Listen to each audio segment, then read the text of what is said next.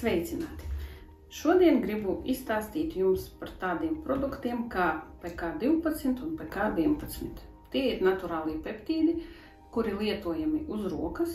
Tas nozīmē, ka viņi caur ādu iesūcas mums organismā un veic savu darbību. Ar ko viņi ir labi?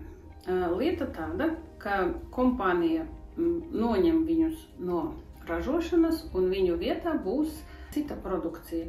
Viņa arī sastāvā būs peptīdi, šie paši bronhu un nieru, bet jau citā veidojumā, citā sastāvā un varbūt klāt būs vēl kaut kas pielikts. Ar ko labi tieši šie peptīdi?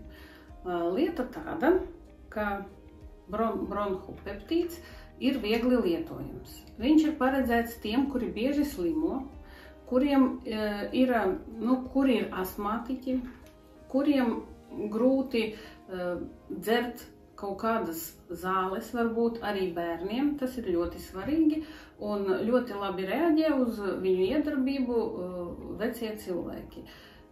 Lietojami viņi ļoti viegli, 5-6 pilieni un uz iekšējās puses augšdelma un ar otru roku viņi ierīvējas iekšā.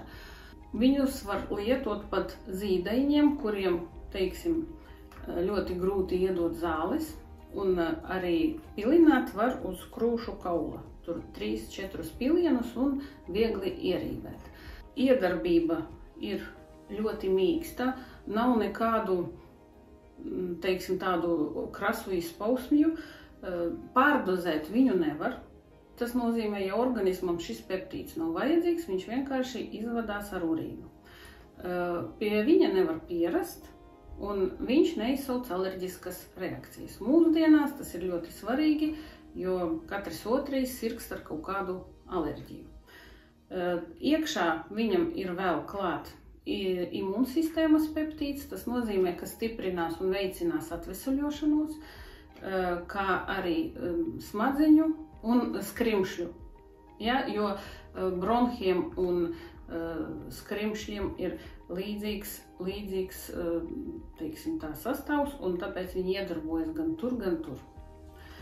Tātad šis produkts arī būtu ieteicams, jo viņu ir palicis diezgan maz, un drīzi rudens, un īpaši bērniem un veciem cilvēkiem, arī kā profilaksi. Nav viņš, teiksim, jālieto tad, kad jau visi mēs nevaram parunāt, mēs klepojam, bet arī profilaktiski vienreiz dienā no rīta iepilināt un iet uz bērnu dārzu, uz darbu, uz skolu, tas būtu ļoti apsveicams. Tāds pats variants arī lietošanā ir nieru peptīds. Jā, tas arī ir domāts tiem, kam ir pielenifrīti, kaut kādas nieru saslimšanas, mazspējas. Viņš arī strādā ļoti mīksti, neveicina un neizsauc nekādas asas reakcijas, notiek mīksti, nemanāmi un arī ir lietojams no līdz. Tas nozīmē gan bērniem, gan veciem cilvēkiem. Labas šitās tādas iepakojuma un lietošanas veids ar to, ka šis produkts neiet caur kuņģi, jo ļoti daudziem no mums kuņģis faktiski nestrādā savā normālajā režīmā un arī daudzas vielas neiesūcas un līdz ar to nedarbojas. Caur ādu un asinsvadu sistēmu tas notiks ātri un garantēti strādās. Tāpēc lietojiet un esiet veseli!